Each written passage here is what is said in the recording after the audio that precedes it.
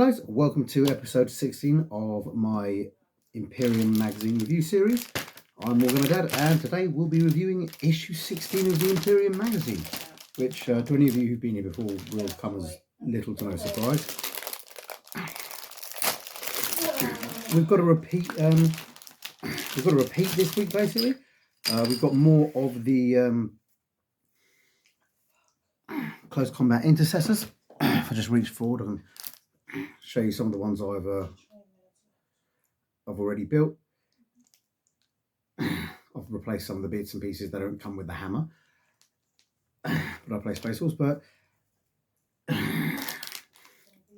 still a fantastic kit, a lot of detail, a lot of cool stuff. It's copyright 2020, so it's only a year old, so that's pretty awesome. We have many bases. I won't go through these ones again in too much detail as we have had them before. Suffice to say, it's not a bad little saving, and they're fantastic little units. Let's get directly into the magazine. As always, fantastic artwork on the front, fantastic artwork inside, signed by our chapter master Ian. And we straight away got some more in details on the intercessors. This time we're going through things like the Mark X power armor, which is an advanced power armor, which is pretty cool. Covers things like personal heraldry. You've got a little shield there. That's actually an optional piece. You can put a shield in, which is this piece, sorry, just here, or you can, I think it's just a chest piece, or you can have a blank chest piece without the shield, well, blank chest piece with just the Aquila, if that's what you'd rather have. But if you do have the shield, you do get to do some personal. You can do some personal heraldry. The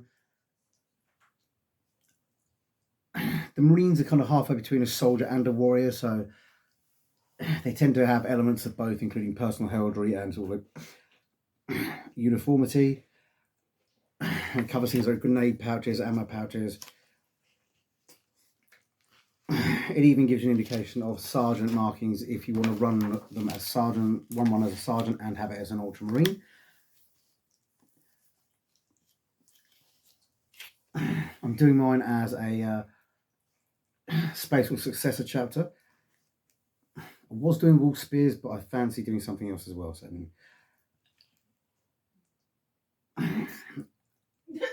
and same as last time, we have a record, so you can keep details of their kills and things like that. You also have heroic origin chart, Voidborn warrior, heir to dukedom, and things like that. So that's pretty cool. And you can have a specialism should you choose to equip them in a special way. Next, we're covering ranged Necron weapons. We have already covered this a little bit in previous episodes, but they're covering Gorse, Tesla, synaptic disintegrators, and particle weapons. Mostly because the Necrons have far more advanced tech than anybody else, because they've been around for millennia, well, millions of years actually. Next, it's covering some of the heavier weapons available. The Doomsday weapons. They're apparently plasma based and possess even incredible destructive potential.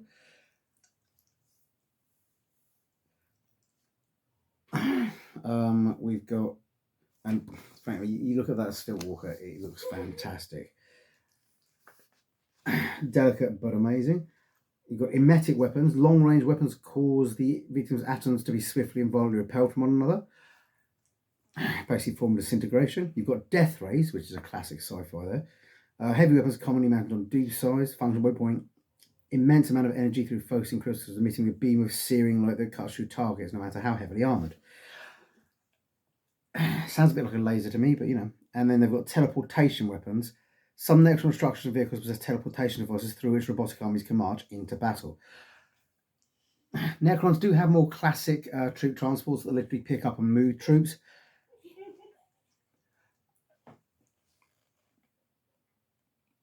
But one of the nasty things is the ability to just transport troops from worlds away onto your world. It does make them nasty, and it does make them very, very dangerous. So there's a lot of cool stuff to be looking into. Next, we're dealing with Chaos Space Marines. Humanity's fallen. I'll do a funny voice. Sorry. They're humanity's fallen heroes and the scourge of the Imperium. For the promise of power, the Chaos Space Marines have sold their souls to the Dark Gods. From their cursed strongholds, they strike out at the realm they once swore to defend, driven by hate, bitterness, bloodlust, and being slightly weird. So that's pretty cool. We've got a nice little inquisitorial report, which gives you an idea of what they are, whilst giving you a bit of inspiration. And that's pretty fantastic as well.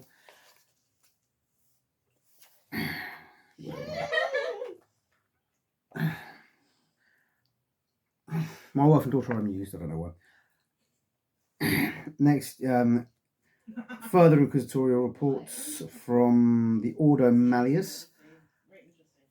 There are 3 main orders in the Inquisition, in case you're not aware, and dozens of small ones. There's the Ordo Hereticus, which deals with heretics and witches and the like. There's the Ordo Xenos, which deals with aliens and problems that aliens present. And there's the Ordo Malleus, which deals with chaos and demons and sometimes psychos. There are subdivisions of these orders, and there are also loads of little orders around. And new inquisitorial orders are raised when a threat is identified, and they can keep going for centuries, sometimes only even having one member in them, or they can just sort of fold into other orders or disappear if they're not needed, or sometimes if they're just forgotten. But it covers chaotic corruption, where the Space Marines bring on to terrible boons in exchange for their souls, and also gives a brief description of the Horus Heresy, which in the game timeline happened over 10,000 years ago now, and is fairly well covered in the Black Library Horus Heresy books. And you can even play, if you want, not with these guys, because these guys are 41st century specific, but you can use older Marines to run with it. There's a whole 30k system, and a whole bunch of people who love it and who play it over 40k even. I like it, but I prefer 40k over 30k, but it's still a fantastic system. It has some fantastic stuff in it. Little trickier these days to get all the troops you need at a reasonable price, because they stopped doing the Betrayal of Calth box set, which was always meant to be a limited run anyway. So now your main option, if you want to get anything from 30k, is usually Forge World or third parties. That being said, if you've got the wallet to stand it, there is some amazing stuff for 30k. And if you want to buy a few awesome pieces just to make your battle company, your chapter in 40k stand out, there is some amazing stuff you can buy. And there are usually rules to convert it into 40k, although it does often state that your opponent has to agree to this, because most of the stuff built for 30k hasn't been balance tested for use in 40k armies. So you have got things like the Cestus Assault Ram, some of the older Baneblade variants, frankly, just a lot of weird stuff you can bring over from 30k to 40k, but it'll usually make for a fun, friendly game. If you're looking for balance, you may find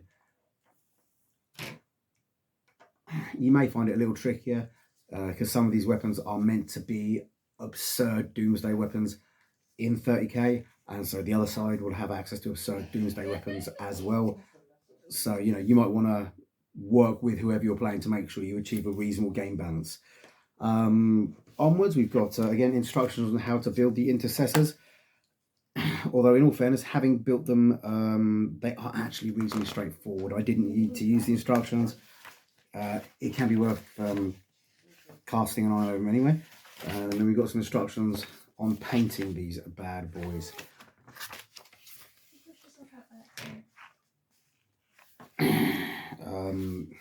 Along with some cool bits and pieces. At the moment, they're just flat painting them, but I'm sure there will be some detail paint.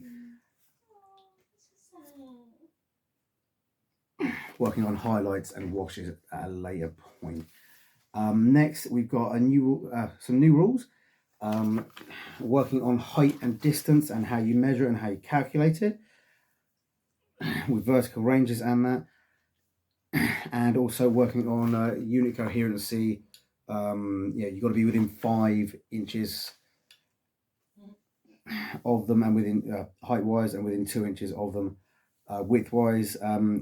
It's got it looks a bit wrong there because you've got a very tall thing, but what they mean is, it's within 5 inches from whichever point you measure, as long as you're measuring to the same point. Ideally, what you want to measure is base to base, because those have a standardized height. But if that proves a bit awkward, measuring backpack to backpack or helmet to helmet, is usually fair enough. Once again, if there's any doubt, ask the player on the other side of the table. At the end of the day, the most important aspect of the game and the hardest aspect to really get a hold of is someone to play regularly. So the last thing you want to do is generate hard feelings by measuring from the tip of the sword to someone, from the tip of the sword of one model which is raised up to the tip of sword of another which is lower down, and be getting an advantage. Sportsmanship is your friend, particularly if you want to play in the long term. Which my wife apparently finds very amusing. Next, we're covering the shooting phase, the charging phase, and the fight phase. Going through the attack sequence in some detail. They're also going through some of the symbols which are used for shorthand in the game. The double arrows being assault, the pistol being a pistol, 2 bullets indicating rapid fire, which is the ability of a weapon under certain circumstances to fire more than once. The reason it's 2 bullets is because it used to be the ability just to fire twice. However, there is potentially such a thing as rapid fire 2, rapid fire 3, things like that, so that lets them know. Then you've got melee, which is the crew cross swords, and then you've got to wound table, which indicates the difficulty to wound. And it's nice and straightforward. A lot of this has been repeated before. This is just an updated reference sheet because it's got some of the extra rules in. So this will replace the reference sheets that you previously had, just to keep everything in the same place. Next, we've got Destroy the Warden. Another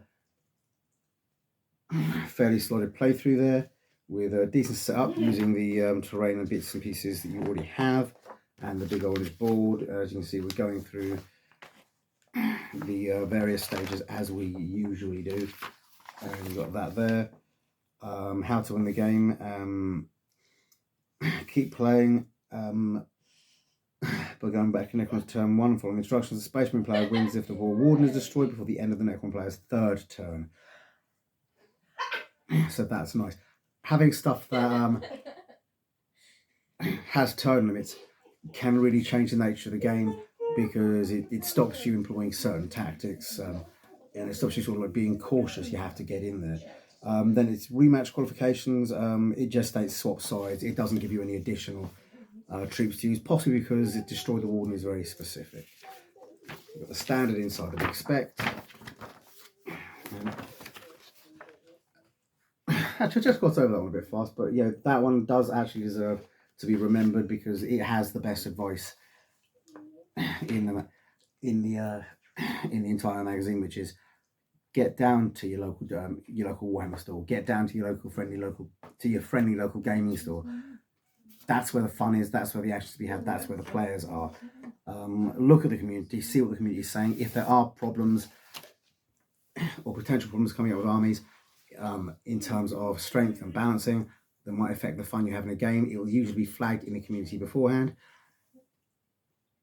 usually by people complaining that it's destroyed the game and ruined the game, and they're never going to buy 40k again. And then next time the armies change, it's the same people making the same complaints, indicating that it didn't ruin the game entirely for them, and they are still buying 40k, which is a fairly standard common thing. You'll see people saying, "I'm never giving money to GW again." To be honest, that's become a more of a catchphrase in the gaming community than an actual thing. And the reason they keep coming back is because the game is fun and is because it has a lot to offer. So if you're new and you get involved in the community and you see this comment,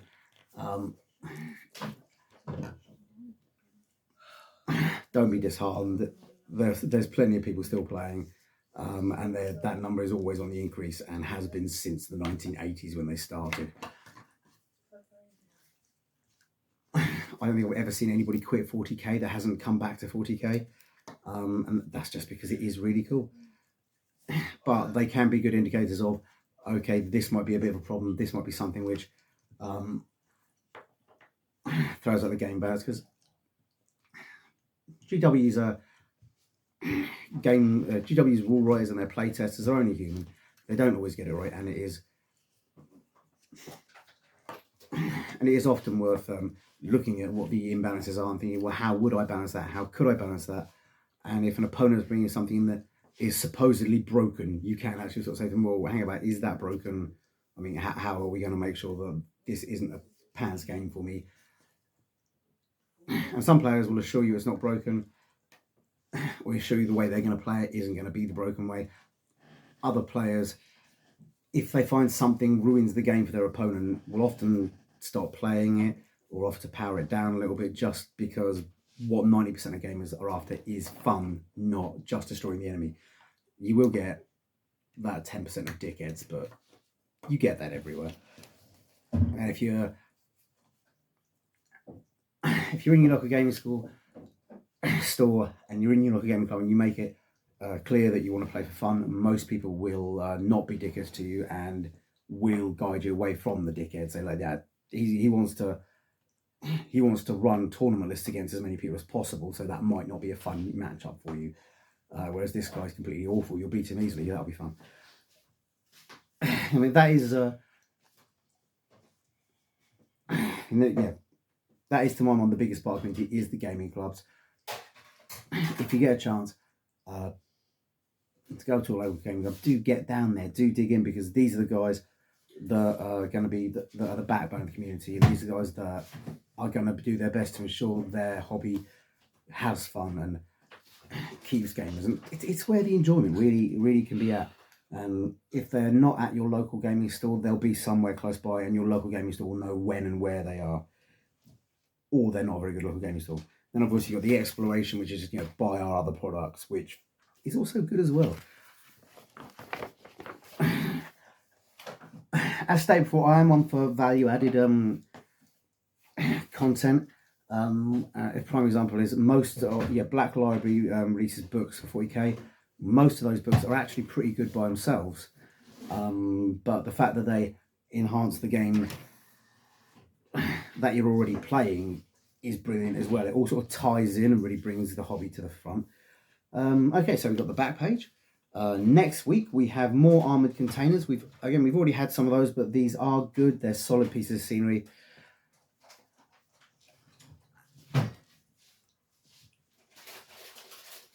You can't really have too many, and if you find you do have too many, just be creative with them.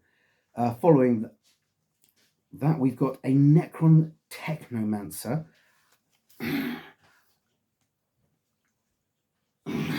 And as we can see, another battle board there.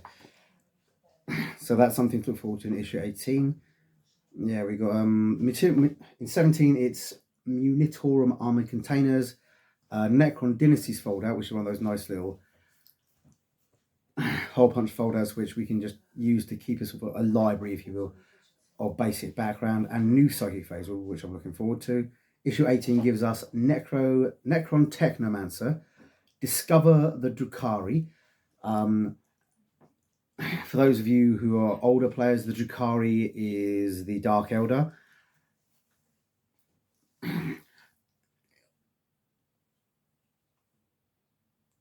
for those of you who are newer players and who haven't encountered the Drukhari, the Eldar that were mentioned previously, the Drukhari are basically selfish, hedonist S&M Eldari, and they are part of the Eldari group, and they do sometimes work together, although a lot of the time they work apart. And then you've got a playthrough featuring your Technomancer. Frankly, this guy just looks pretty awesome. He seems to be, yeah, he's got a little spidery dude, and he's floating there in midair. So that looks like another fantastic model. Last week we had the flayed ones. I just have to pause the video to roll the dice because I realised I forgot to roll the dice before this video. Bit of a rush today. I've been doing interviews and that, trying to get myself back into work for various reasons, which I mentioned previously. I'm currently temporarily out of work, so I'm just going to pause the video, do a dice roll and get back to you. I was about to roll to give away these flayed ones, however, having gone on my channel, it looks like for some reason video actually of last week's issue 15 hasn't uploaded. So I'm going to go back, upload that, and I'll do the roll for these guys next week. Sorry about that, guys. As I say, it's been very hectic for the past... Oh, I'm a bit far away from my library. It's been very hectic for the past couple of weeks as I left one job to take another job, did their training, did their inductions, and then the company that were expanding into this area opted not to expand into this area, leaving me unemployed. So as you can imagine, with a family of 3, I've been running around like a maniac, doing interviews, applying for places, handing out CVs, trying to get a job because I love my family more than I love the game, which I think is something I'm legally required to say, but yeah, whatever. I will try and catch up, and I'll try and make sure everything gets sorted out, and next week I'll be rolling for these guys. Sorry about that, guys. It's just been insane. As I say, unemployment struck me out of the blue, and let's be honest, you can't really afford to be unemployed in this economy. So I will see you guys next week, and once again, apologies for the screw up.